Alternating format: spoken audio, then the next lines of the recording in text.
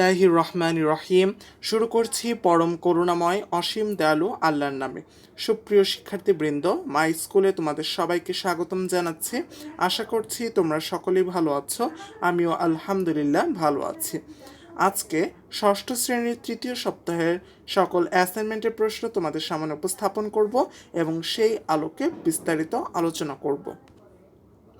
প্রথমেই রয়েছে ইংরেজি লেসন 7 হোল্ডিং হ্যান্ডস এবং লেসন 8 গ্রসারি শপিং। এখান থেকে তোমাদের কিছু এইচডব্লিউ এবং অ্যাসাইনমেন্ট দেওয়া হয়েছে। এইচডব্লিউ হিসেবে যা থাকছে, justify the title of the poem holding hands, write at least 5 sentences. Assignment হিসেবে রয়েছে, have you ever visited any grocery shop, why did you go there and who with, what did you see there?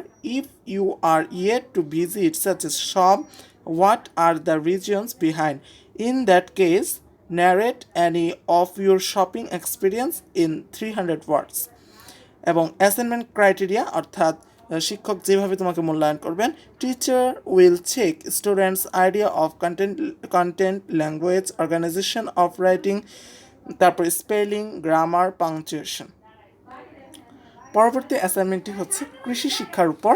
এখানে তোমাদের প্রথম অধ্যায় আমাদের জীবনে কৃষি এবং দ্বিতীয় অধ্যায় কৃষি প্রযুক্তি ও যন্ত্রপাতির কিছু পাঠের উপর ভিত্তি করে অ্যাসাইনমেন্ট বা নির্ধারিত কাজ দেওয়া হয়েছে এবং কাজগুলো হচ্ছে কিছু সংক্ষিপ্ত উত্তর প্রশ্ন।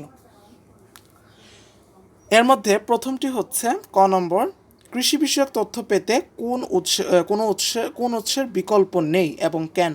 খ, বনায়ন কাকে বলে? গ, নিচের ছকে 5টি করে মাঠ ফসল ও উদ্যান ফসলের নাম লিখো।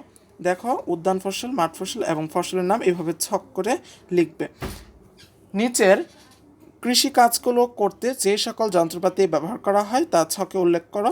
কাজের ধরন এবং যন্ত্রপাতি দেওয়া আছে। কাজের ধরন দেখো, জমি চাষ, বীজ বপন, ওষুধ ছিটানো, ফসলের মাঠে সেচ।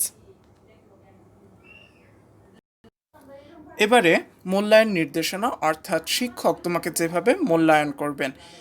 1 ক অর্থাৎ বিষয়বস্তুর ধারণা সম্পর্কে পাঠ্যপুস্তকের আলোকে সঠিক ব্যাখ্যা প্রদান। অর্থাৎ তুমি এই বিষয়বস্তুর সম্পর্কে তোমার কেমন ধারণা রয়েছে এবং সেই ধারণার আলোকে এবং পাঠ্যপুস্তকের আলোকে তুমি সঠিক ব্যাখ্যা দিতে পারছো কিনা। খ নম্বর রয়েছে বিষয়বস্তুর ধারণার সংজ্ঞা। বিষয়বস্তুর ধারণার সংজ্ঞা, সঠিক তথ্য সহকারে ছক পূরণ এবং কাজের ধরন অনুযায়ী সঠিক তথ্য সহকারে ছক পূরণ। এগুলো হচ্ছে যথাক্রমে খ, গ এবং ঘ প্রশ্নের জন্য মূল্যায়ন নির্দেশক। তারপর ষষ্ঠ শ্রেণীর গণিত বিষয়ে রয়েছে অ্যাসাইনমেন্ট প্রথম অধ্যায় এবং দ্বিতীয় অধ্যায়ের উপর নির্ভর করে এবং প্রশ্ন 1 রয়েছে 12, 15, 20, 35 চারটি সংখ্যা।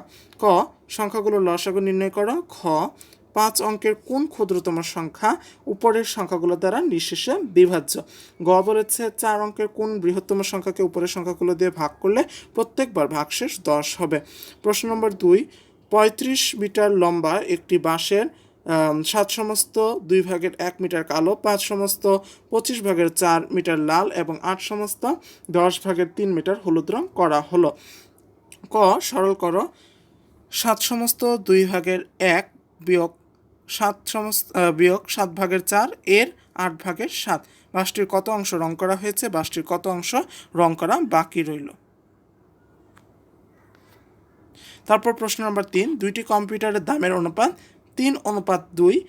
তারপর প্রথমটির দাম 55,000 টাকা হলে উদ্দীপকের অনুপাতটিকে ব্যস্ত অনুপাতে রূপান্তর করো। দ্বিতীয় কম্পিউটারটির দাম কত? দ্বিতীয় কম্পিউটারের দাম 2,000 টাকা বেশি হলে কম্পিউটার দুইটির দামের অনুপাত কত? তারপর হচ্ছে অ্যাসাইনমেন্টটি গার্হস্থ্য বিজ্ঞানের গৃহ সংক্ষিপ্ত প্রশ্ন প্রথম অধ্যায়, তৃতীয় অধ্যায় এবং অষ্টম অধ্যায়ের উপর।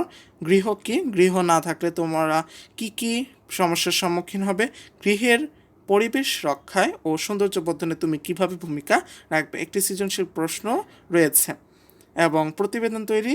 তুমি 1 সপ্তাহে প্রতিদিন সকাল, দুপুর ও রাতে যেসব খাবার গ্রহণ করো তা তোমার বয়স ও চাহিদা অনুযায়ী সঠিক কিনা পাঠ্যপুস্তকের আলোকে মন্তব্য করো।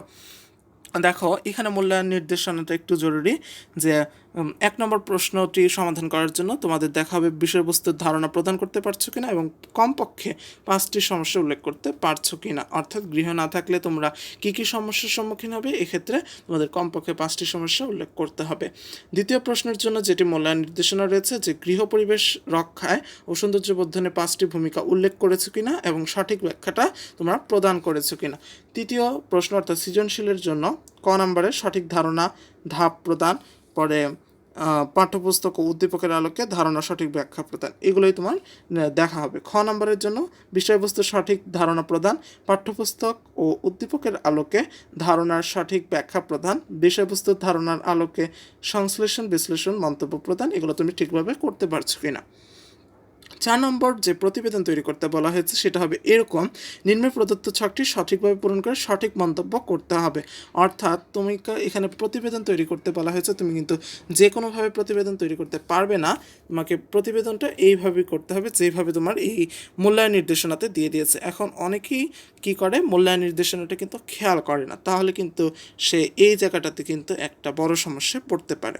দেখো একটি ছক রয়েছে দিন সকাল বিকাল, এইভাবে শিক্ষার্থীর মন্তব্য আবার নিচে দিতে হবে। ছকটি পূরণে সঠিকতা, তথ্য প্রদানের সততা, তারপর নির্ভুল তথ্য উপস্থাপন, মন্তব্য প্রদানে যথার্থতা, এগুলো তোমার মূল্যায়ন হিসেবে বিবেচনা করা হবে। অবশেষে শিক্ষার্থীবৃন্দ, আমাদের আজকের ভিডিও এখানে শেষ হচ্ছে। ভিডিওটি ভালো লাগলে অবশ্যই একটি লাইক দিবে এবং ষষ্ঠ শ্রেণীর সকল অ্যাসাইনমেন্টের সমাধান পেতে চ্যানেলটিকে অবশ্যই সাবস্ক্রাইব করবে। আজকের মতো এখানেই শেষ করছি। সকলকে জানাচ্ছি আমার আন্তরিক ধন্যবাদ। করোনার সংকটকালে তোমরা নিরাপদে থাকার চেষ্টা করবে। সবাইকে আবার ধন্যবাদ জানিয়ে এখানে শেষ করছি। আসসালামু আলাইকুম।